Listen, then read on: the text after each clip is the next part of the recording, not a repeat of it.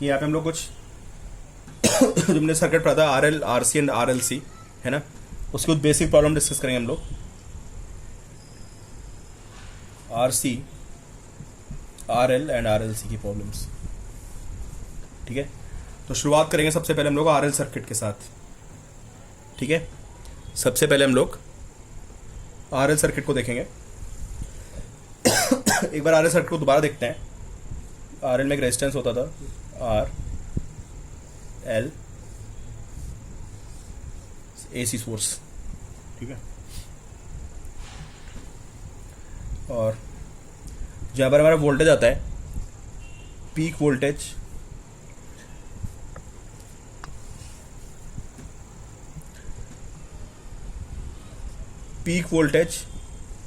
RMS voltage, impedance, ये सब vector addition को फॉलो करते हैं, ठीक है। अगर ये आपकी I की लाइन होती है, this is line of current, तो आपको पता है ये आपकी VR की लाइन होती है, दोनों सेम फेज में होते हैं। इंडक्टर में जो वोल्टेज होता है वो लीड करता है करंट को, तो ये करंट की लाइन है, तो यहाँ से 90 लीड करता है, दिस इज VL। और जो रिजल्टेंट आएगा वो आपका होगा √VL² प्लस VR²। ये जो मैं आपको बोल रहा हूँ कि √VL² प्लस VR² है ना, ये RMS के लिए भी वैलिड है। और अगर आप इनका पीक वोल्टेज निकालते हो, दोनों का कंबाइंड पीक वोल्टेज के लिए भी इक्वेशन वैलिड है, ठीक है। तो चलो मैं मान लेता हूँ ये RMS है, तो VL² प्लस VR², ठीक है। शायद आपको दिख नहीं रहा होगा यहाँ पे। तो V is equal to √VL² plus VR²। इनको RMS मान लेता हूँ दोनों को। तो V को मैं लिखूंगा IRMS इंटू Z, और इसको मैं लिखूंगा IRMS इंटू XL का स्क्वायर, प्लस इसको मैं लिखूंगा IRMS इंटू R का स्क्वायर। और यहाँ से आपको मिलेगा कि Z is equal to √R² plus XL², ठीक है। अगर tan phi की वैल्यू निकालें, व्हाट इज tan phi, तो आपको पता है tan phi निकालने के 3 तरीके होते हैं। आ जाना भाई, रख देना यहाँ, रख देना। यार गर्म पानी है, नहीं पीने वाला चाहिए, मेरा गला खराब है। हाँ, एक गिलास गर्म पानी दो मुझे, ठीक है। This is VR and this is VL, this is resultant, this is phi। पानी पहले दे दो मुझे यार। हाँ, ठीक है। तो tan phi इज VL/VR, ठीक है। ये सब बातें बेसिक से आपको पता होंगी, इनकी में ज़रूरत पड़ेगी, ठीक है। आसान से क्वेश्चन बनते हैं यार, बहुत टफ टॉपिक नहीं है, ठीक है। तो सबसे पहला क्वेश्चन है आपके लिए RL सर्किट का। एक आपके पास DC सोर्स है 100 वोल्ट, ठीक है। ये सबसे इंपॉर्टेंट क्वेश्चन है, सबसे पहले मैं आपको सबसे इंपॉर्टेंट वाला करा दूँ, ठीक है। 100 वोल्ट का DC है, ठीक है। और जैसे करंट आ रही है 10 वोल्ट का DC, सॉरी 10 वोल्ट के, ये दिस इज ये आपका बोर्ड में आया क्वेश्चन है, ठीक है। बोर्ड में आया, बस सोचना कि बोर्ड में आया है ना, ये आपको JEE वगैरह में भी आया क्वेश्चन मिल जाएगा ये, ठीक है। 10 वोल्ट का DC है और करंट की वैल्यू कितनी है, current is 2 ampere.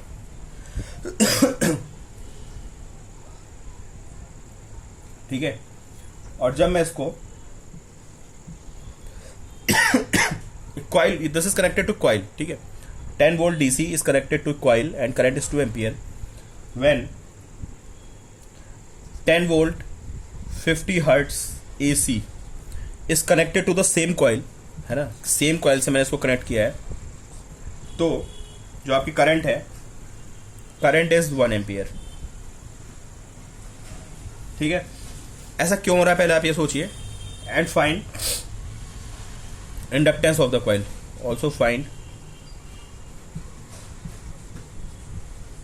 Inductance of the coil, ठीक है। वीडियो पॉज करके आप सोचिए, देखो भाई, अगर एक कॉइल है ना, तो कॉइल का अपना एक रेजिस्टेंस भी होता है, ठीक है। आपको पता है वायर की बनती है, वायर का अपना खुद का एक रेजिस्टेंस होगा, ठीक है। इसका अपना खुद का एक रेजिस्टेंस भी होगा।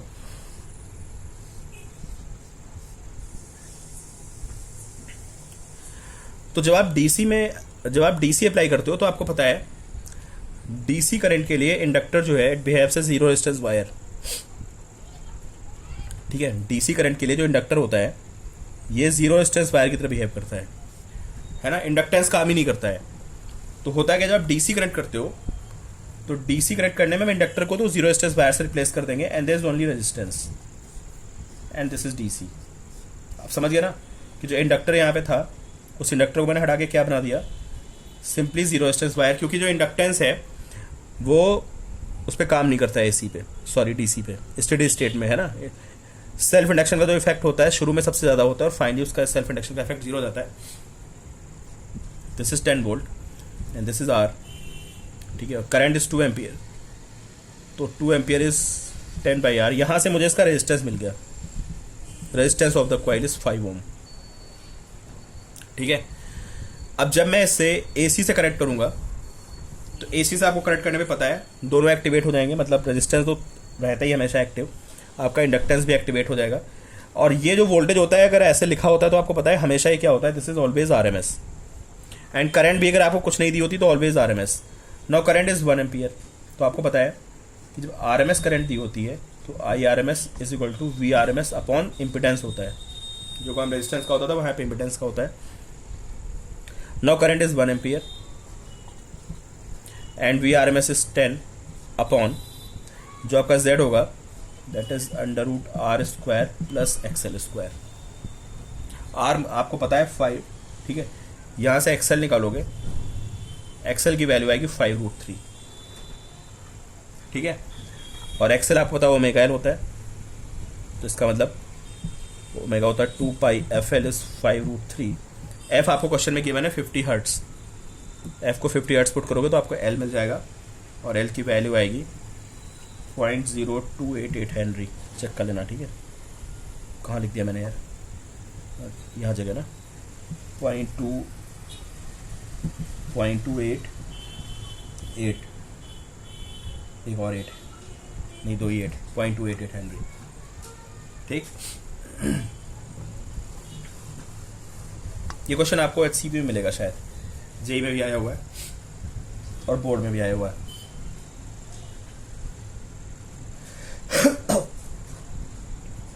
चलिए एक और बताइए आप। देखिए आरएल सर्किट है, ठीक है, कनेक्टेड टू एसी, और यहां पे जो इंडक्टर है इसके क्रॉस वोल्टेज गिवन है 120 volt. This voltage is 120 volt, इसके क्रॉस जो वोल्टेज गिवन है दैट इज 90 वोल्ट। तो भाई कौन से वोल्टेज गिवन है, जब तक मेंशन सिंपली क्वेश्चन में लिखा हुआ है कि voltage across inductor is 120 volt, voltage across resistance is 90 volt, तो ये कौन से वोल्टेज हुई है, आरएमएस वोल्टेज हुई है। ठीक है, ये हमेशा ध्यान रखना आप, ये आरएमएस वोल्टेज हो गए। आरएमएस वैल्यू ऑफ करंट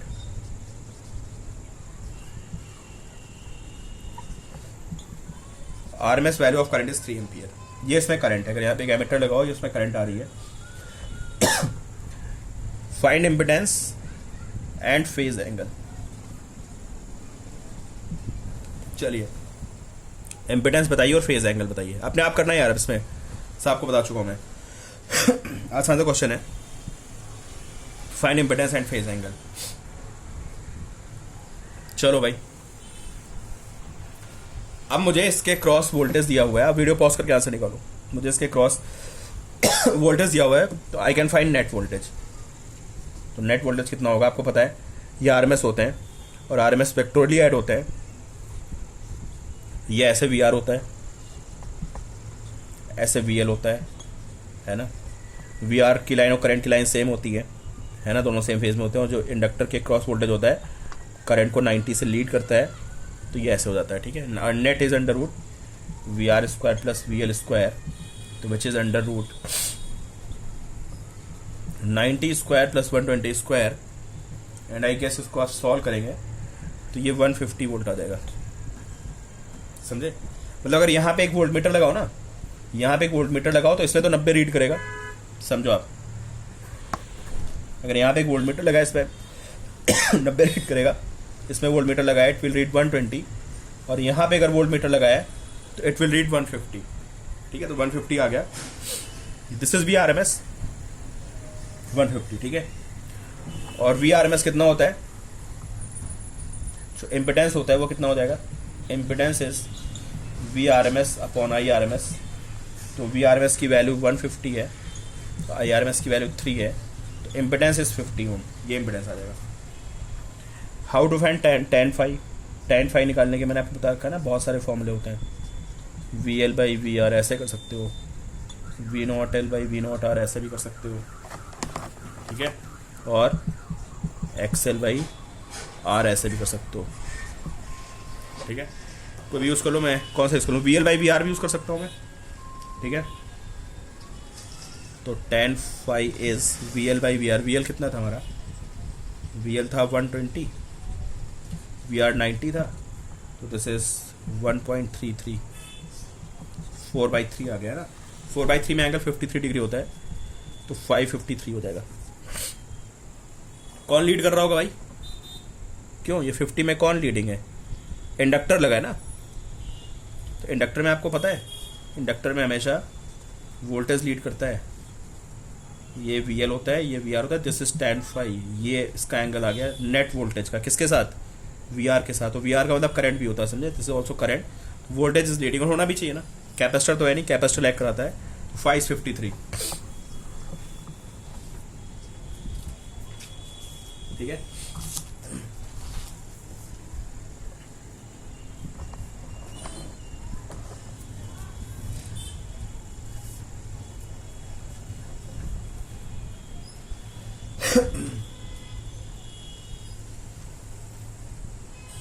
चलिए एक और देखिए, एक इंडक्टर है और रजिस्टर है। ठीक है, ये बेसिक प्रॉब्लम्स है यार, मैं आपको बाद में एक और वीडियो भेजूंगा टफ प्रॉब्लम्स का। ठीक है, पहले मैं बेस स्ट्रॉन्ग कर लो। आप बेस स्ट्रॉन्ग नहीं होता तो टफ प्रॉब्लम में बहुत दिक्कत आती है बच्चों को। ठीक है, तो अगर आप बोलोगे, अगर सोच रहोगे कि मैं किस लेवल की प्रॉब्लम्स करा रहा हूँ, तो एक conceptual problems and basic level की प्रॉब्लम्स है। ठीक है, चलो, एक L है और एक R है, they are connected to 12 volt 50 hertz AC supply, इससे कनेक्टेड है ये। ठीक है, तो ये समझ गए हो गया आप, RMS है। ठीक है, एंड करंट इज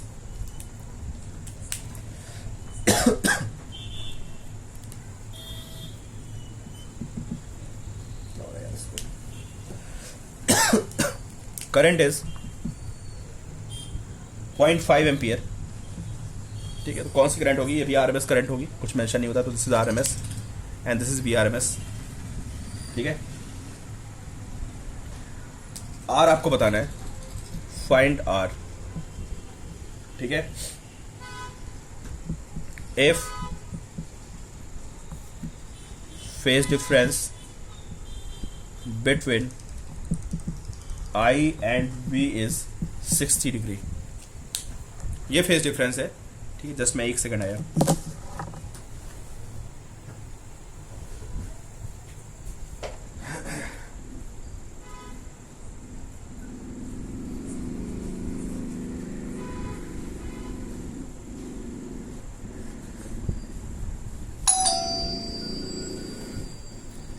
आ जरा भाई, पानी देना है जरा, बहुत गर्म है। ज्यादा गर्म है। कोई नहीं, मार दो, मैं ले लूंगा। ठीक है, इसको बंद कर देना यार, थैंक यू। देखो भाई, LR की वैल्यू हो गई। ठीक है, अब हमें करना क्या है,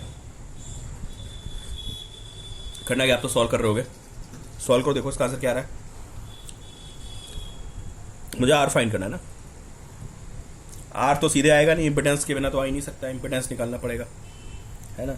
तो हमें VRMS गिवन है, VRMS इज 12, IRMS गिवन है 0.5। यहाँ से मैं इम्पिडेंस निकालूंगा, VRMS अपॉन IRMS 12/0.5, 24 आ गया। दिस इज इम्पिडेंस की वैल्यू 24। ठीक है, इम्पिडेंस 24 आ गया।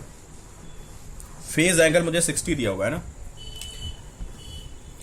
तो इम्पिडेंस की वैल्यू कितनी आई है 24, and tan phi is equal to tan 60 is equal to XL by R. XL की वैल्यू, एक्सएल में गिवन है क्वेश्चन में, क्या हुआ यार, थोड़ा डिस्कनेक्ट हो गया मैं, नहीं एक्सएल भी हमें नहीं पता है, ठीक है, जेड पता है हमें सिर्फ, ठीक है, and tan phi is XL by R, ठीक है, तो यहाँ से √3 is XL by R and Z is this, ठीक। मैं दोनों निकाल सकता हूँ, यहाँ से एक्सएल भी निकाल सकता हूँ, आर भी निकाल सकता हूँ, मुझे वैल्यू आर की निकालनी है ना, मुझे आर की वैल्यू निकालनी है, तो एक्सएल इज √3 आर, है ना, एक्सएल इज √3 आर, और इम्पिडेंस कितना होता है, इम्पिडेंस होता है √r square plus XL square, तो z is equal to √r square plus XL कितना है √3r का स्क्वायर, तो this is √4r square which is 2r, तो 24 इज 2r,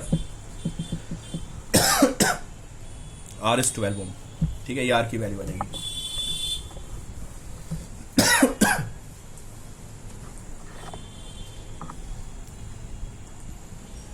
ठीक है, तो इसमें बहुत बेसिक से क्वेश्चन बनता है आरएल सर्किट पे, and then we have RC circuit.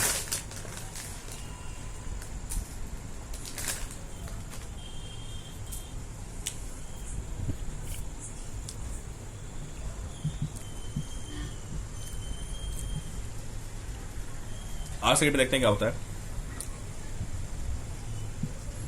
Are and this is C, और ये हमारा सोर्स हो गया,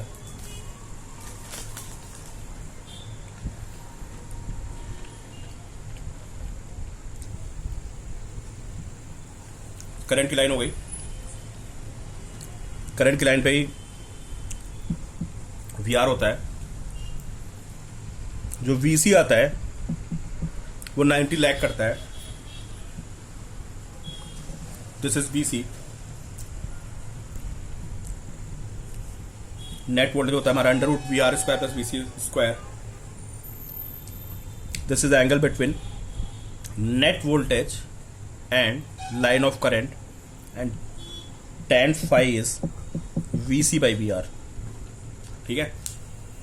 तो सारे फॉर्मूले बार लिख लेते हैं, क्या क्या फॉर्मूले बनते हैं यहाँ पे। अगर आपको इन दोनों के क्रॉस नेट वोल्टेज निकालना है तो that is VR square plus VC square, अगर आपको tan phi निकालना है that is VC by VR, VC को हम IXL भी लिख सकते हैं, IR XL बाई R, ठीक है। या पीक वोल्टेज अगर सिर्फ लिखा होता तो RMS होता है, ठीक है, पीक भी ले सकते हैं, V0R, यहाँ से बिना tan phi आ जाएगा, ठीक है। और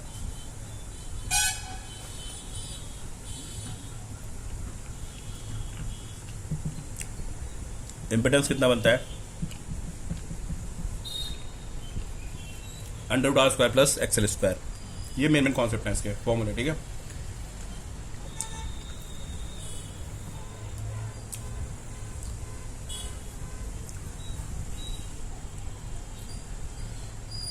चलिए भाई, रेजिस्टेंस है 200 ओम का और कैपेसिटर है 15 माइक्रोफैरड, एक वोल्टेज सोर्स है 220 वोल्ट 50 हर्ट्ज AC से कनेक्टेड है, ठीक है। फॉर्मूला बेस्ड क्वेश्चन, करंट की वैल्यू बताइए, और voltage cross resistor and capacitor,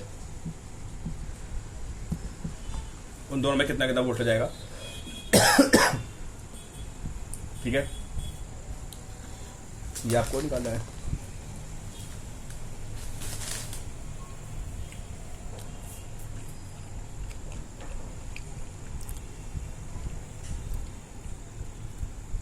सबसे पहले एक्सी निकालते हैं, ठीक है, तब कुछ बात हो पाएगी। एक्सी कितना होगा 1/ωc 1/2πfc, इसकी वैल्यू लगभग आएगी 212.3 ओम, निकाल देना आप लोग यार। अभी भी इसको जाके वीडियो पॉज करो, अपने आप सॉल्व करो क्वेश्चन को, ठीक है। एक्सी इज 212.3 ओम, ये एक्सी की वैल्यू आ गई, ठीक है। और आई पूछा है आपसे, आई कब निकलेगा? आई तब निकलेगा, आई होगा V R M S upon Z.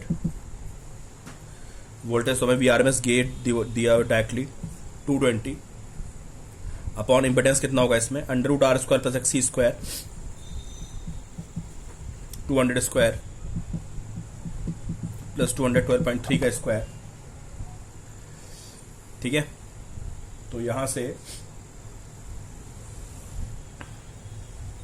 नहीं, आपको आई आर एम एस निकालना है ना आपको, ठीक है। तो V R M S upon Z, ठीक है। ये वैल्यू आपकी आ रही लगभग, ये 291 आ रही वैल्यू। देखो मेरे पास सॉल्व बुक है, मैं वहीं से क्वेश्चन आपको दे रहा हूँ, देख के मैं आपको बता रहा हूँ। दिस वैल्यू इज 291, ठीक है। 0.7 वैल्यू है, सॉल्व करेंगे तो you will get 0.75 ampere. This is I R M S.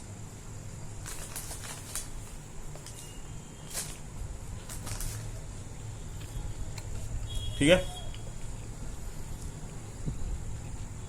आपको दोनों में अलग अलग वोल्टेज बताना है कि वी आर में कितना वोल्टेज आएगा और वीसी में कितने का, ठीक है। देखते हैं,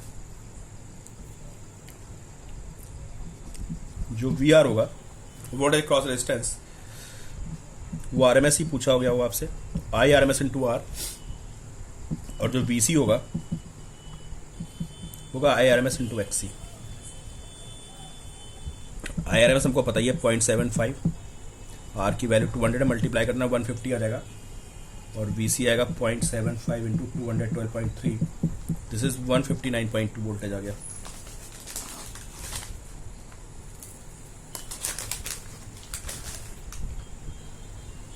ठीक है,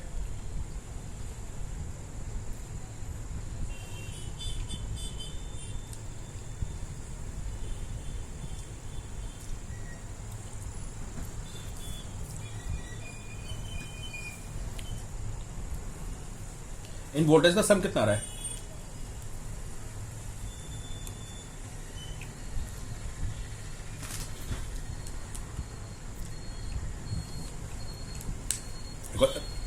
एक और यहाँ पे इंपॉर्टेंट पॉइंट यार,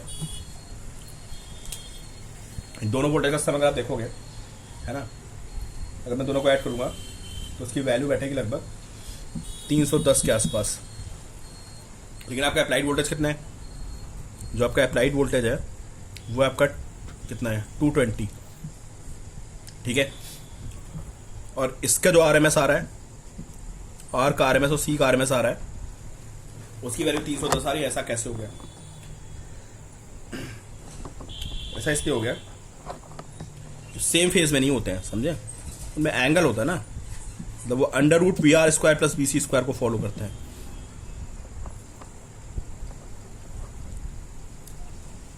और जो under root V R square plus V C square की वैल्यू होती है, ठीक है, वो आपकी इससे कम आएगी।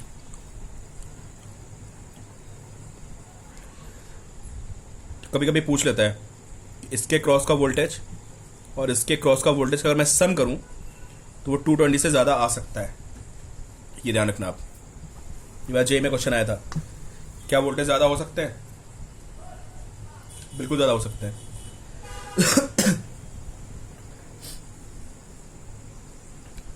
एक और क्वेश्चन देखते हैं, और ये है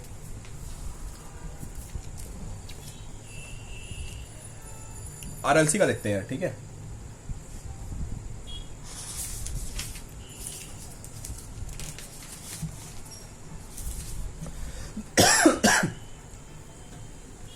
देखिए भाई,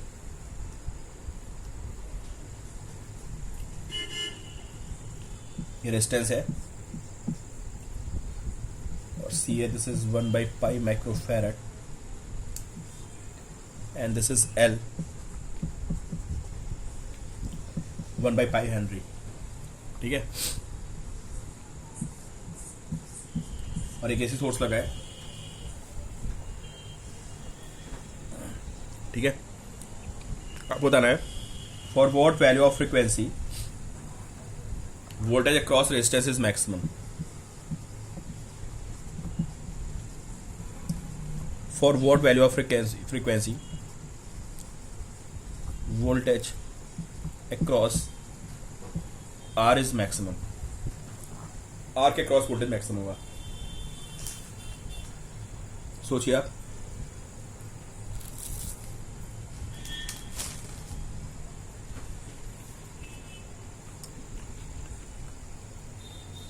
ये आरएलसी सर्किट है, ठीक है, और आरएलसी सर्किट में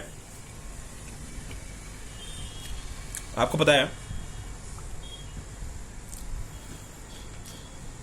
रेजोनेंस के टाइम पे, जब रेजोनेंस होता है ना, उस टाइम पे इसका सारा वोल्टेज इसमें आ जाता है, ये आपको बताता हूं रेजोनेंस में, और इनके वोल्टेज आपस में कैंसिल कर जाते हैं, ठीक है। इस पे प्लस माइनस आएगा, इस पे माइनस प्लस आएगा, और मिला के ये दोनों का सम जीरो होगा। सारा वोल्टेज आर के क्रॉस आता है रेजोनेंस के टाइम पे। तो ये आपसे क्या पूछ रहा है, ये आपसे रेजोनेंट फ्रीक्वेंसी पूछ रहा है, ठीक है। तो रेजोनेंस फ्रीक्वेंसी कितनी हो जाएगी, omega is equal to 1/√LC, ठीक है। इसको सॉल्व करोगे आप और वैल्यू निकाल देना, मैं आपको बता दूं, ओमेगा निकालोगे फिर फ्रीक्वेंसी निकालोगे, आंसर आएगा आपका 500 हर्ट्ज। निकाल लेना भाई, जो answer will be 500 hertz. RLC की थ्योरी तो मैंने आपको बताई नहीं। अगर ये करंट की लाइन है तो ये वीआर की लाइन है, ये वीएल है, ये वीसी है, ठीक है। वीआर हो गया, वीएल हो गया, वीसी हो गया। अगर वीएल वीसी से बड़ा है, अगर वीएल ग्रेटर देन वीसी है, तो ये ऊपर कितना हो जाएगा, this will be VL minus VC and this is VR. ये रिजल्टेंट आ जाएगा आपका कितना, √VL माइनस वीसी का whole square plus VR square. This is resistance और नेट वोल्टेज, ठीक है। अगर आपका वीसी बड़ा है वीएल से, तो नेट वोल्टेज नीचे आ जाएगा, दिस इज वीआर। ये रिजल्टेंट होगा, मतलब कैपेसिटर डोमिनेट कर गया है ना। ऐसा कब होगा, ऐसा तब होगा जब एक्सी ग्रेटर देन एक्सएल। जब एक्सी ग्रेटर देन एक्सएल होगा तो इसके क्रॉस वोल्टेज आएगा आई एक्सी, उसके क्रॉस आएगा I XL, I XC greater than I XL, मतलब जब वीसी ग्रेटर देन वीएल, ये फाई ऐसे बनेगा, ठीक है। और जो tan फाई की वैल्यू आएगी, जो आपका पहले वोल्टेज आएगा वो आएगा √VC माइनस वीएल का whole square plus VR square. जो tan फाई बनेगा that is VC minus VL upon VR, this is tan phi, ठीक है। या XC minus XL by R. अगर ये तुम्हारी वोल्टेज की वैल्यू है तो मैं वोल्टेज को लिख सकता हूँ IRMS Z, इसको IRMS XC, इसको IRMS XL, इसको IRMS R। तो Z जो हमारा इम्पिडेंस आता है वो आता है √R square plus XL minus XC का स्क्वायर। दिस इज इम्पिडेंस, ठीक है। ये भी बहुत आसान सा क्वेश्चन है। एक कैपेसिटर है 100 माइक्रोफैरड, और एक कॉइल है जिसका रेजिस्टेंस, कॉइल का कभी कभी रेजिस्टेंस साथ में दिया होता है, ठीक है। इसका इंडक्टेंस है 0.5 हेनरी, उसका रेजिस्टेंस है दैट इज 50 ओम, ठीक है। इज कनेक्टेड टू वोल्टेज की वैल्यू की वजह में 110 वोल्ट एंड 50 हर्ट्ज। ये वोल्टेज की वैल्यू हो गई।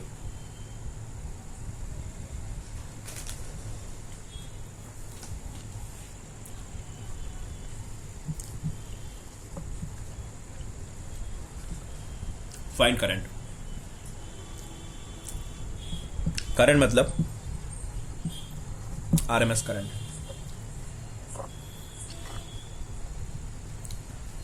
आसान सा क्वेश्चन है, निकालिए आप लोग। मैं सीधे फॉर्मूला लिख दे रहा हूँ, वैल्यू आप पुट करना। करंट मतलब RMS, I RMS is V RMS upon Z. V RMS हमें पता है कितना है, वी आरएमएस दिया हो मुझे 100 अपॉन जेड जेड कितना होगा यहाँ पे, जेड होगा under root R square plus XL minus XC का होल स्क्वायर। आर तुमको पता ही है, आर मतलब आर अलग से नहीं है यार, ये इंडक्टर के अंदर एक रेजिस्टेंस है, वही आर बन गया आपका। ठीक है, आर हमको पता है, आर की वैल्यू कितनी है, आर इज 50 ओम। ठीक है, how to find XL, XL is omega L, omega is 2 pi F into L. F हमें पता है 50 है, एफ की वैल्यू 50 है, आप सॉल्व करना, एक्सएल की वैल्यू आएगी 157 ओम। This is XL. ठीक है, how to find XC, XC is 1 upon omega C, 1 upon 2 pi F C, और इसको आप सॉल्व करेंगे तो एक्सी की वैल्यू आ रही 31.85 ओम। ठीक है, इम्पिडेंस की वैल्यू निकालेंगे अंडर रूट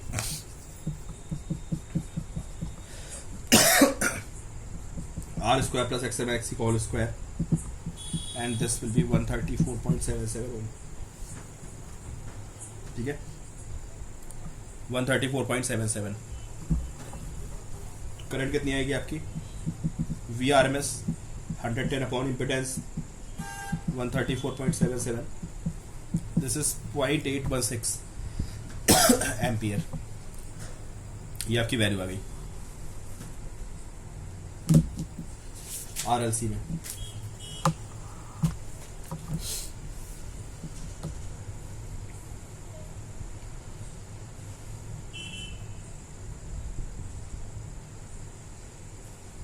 चल एक और क्वेश्चन है, छोटा सा है।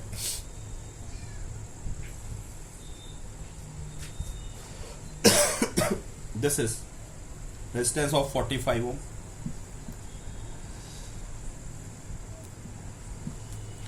ओम, और इसके साथ में एक एक्सेल लगा हुआ है, मतलब एक कॉइल लगी हुई है, और साथ में एक ये कैपेसिटर लगा हुआ है। ठीक है, XL is 4 ohm and XC, दोनों एक्सेल एक्सी दे दिया इस बार, एक्सेल भी 4 ओम है और एक्सी की वैल्यू भी कितनी है, दिस इज ऑल्सो 4 ओम, दोनों 4 ओम है, रेजिस्टेंस 45 ओम का है, और जो हमारा ये है दिस इज 90 वोल्ट का ईएमएफ लगा हुआ है यहाँ पे, और इन दोनों के क्रॉस एक वोल्ट मीटर लगा हुआ है, इन दोनों के क्रॉस एक वोल्ट मीटर लगा हुआ है, और उसकी रीडिंग पूछिए, उसकी रीडिंग कितनी होगी। ठीक है, चाहो तो आप इसको सॉल्व कर लो या बिना सॉल्व के भी निकाल सकते हो। अगर XL is equal to XC हो गया तो क्या होता है, अगर XL is equal to XC है तो किसकी कंडीशन होती है बताइए, ये रेजोनेंस की कंडीशन होती है, और एक्सएल एक्सी होने पे क्या होता है, जितना आई एक्सएल आता है उतना ही आई एक्सी आता है, they are in same in magnitude, लेकिन उनमें फेज डिफरेंस 180 का होता है। भाई ऐसे तो बनता है, अगर ये करंट की लाइन है तो इंडक्टर में जो वोल्टेज होता है वो 90 से लीड करता है, और जो कैपेसिटर में वोल्टेज होता है 90 से लैग करता है, इनके बीच में एंगल 180 का हो गया, इनके बीच में एंगल 180 का हो गया। ठीक है, अगर दोनों बराबर है तो ये कैंसिल हो गए, है ना, तो इन दोनों में वोल्टेज आएगा ही नहीं, समझे। तो ये वोल्टमीटर कितना रीड करेगा, 0 रीड करेगा। उसका रीजन ये है कि ये माइनस, जितना ये प्लस माइनस आएगा हमेशा उतना ही है ये माइनस प्लस आएगा, सेम इन मैग्नीट्यूड, तो ये वोल्टमीटर रीड नहीं करेगा, 0 रीड करेगा। ठीक है, ये कितना रीड करेगा, 45 ओम, मान लो ये 220 था, मान क्या लो यार, दिया होगा ना 90 वोल्ट, जस्ट 90 वोल्ट, ये कितना रीड करेगा, तो पता ना रेजोनेंस के टाइम पे ये सारा वोल्टेज यहाँ पे आता है, तो अगर आप यहाँ पे वोल्ट मीटर लगाओगे तो वो 90 वोल्ट रीड करेगा, उसमें 90 वोल्ट की रीडिंग आएगी। अच्छा, अगर सिर्फ इसके क्रॉस लगा दिया जाए वोल्ट मीटर, वो रीड करेगा, और सिर्फ इसके क्रॉस लगा दिया तो वो दोनों अलग अलग रीड करेंगे। टेम्परेचर पे काम करते हैं, समझ रहे हो? ये टेम्परेचर जो है उसके आपसे काम करते हैं। तो यहां पे अगर वोल्ट मीटर लगाए तो ये रीड करेगा कितना, बताओ करंट कितनी होगी इसमें। चलो हमारा एक क्वेश्चन है कि what is reading across this volt meter this volt, तो ये आई एक्सएल होगी। आई निकाल दो आप, आई कैसे निकलेगा? रेजोनेंस के टाइम पे जो इम्पिडेंस होता है एक्सएल एक्सी बराबर हो जाता है, तो फॉर्मूला होता है हमारा under root R square plus XL में एक्सी का होल स्क्वायर। एक्सएल एक्सी बराबर हो गए तो जो इम्पिडेंस होता है वो आर के बराबर हो जाता है, दिस इक्वल टू आर। तो इम्पिडेंस कितना हो गया बताओ? जो इम्पिडेंस है रेजिस्टेंस है 45 ओम हो गया। करंट इज 2 एम्पियर है ना। अगर आई आर एम एस निकालेंगे आप तो V R M S upon Z, V R M S is 90 और जेड की वैल्यू रेजिस्टेंस के बराबर होगी विच इज 45, तो करंट इज 2 एम्पियर। अगर यहाँ 2 एम्पियर करंट जा रही तो इसमें 8 आएगा, इसमें भी 8 आएगा, दोनों में 8 आएगी रीडिंग।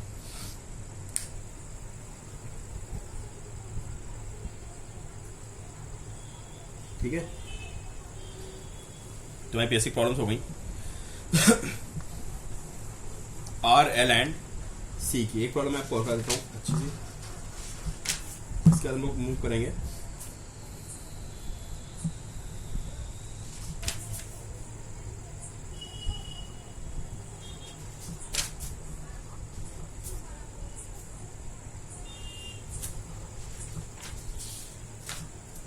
जैसे बाकी मैं आपको पावर में बहुत सारी प्रॉब्लम्स आएंगी भी, है ना।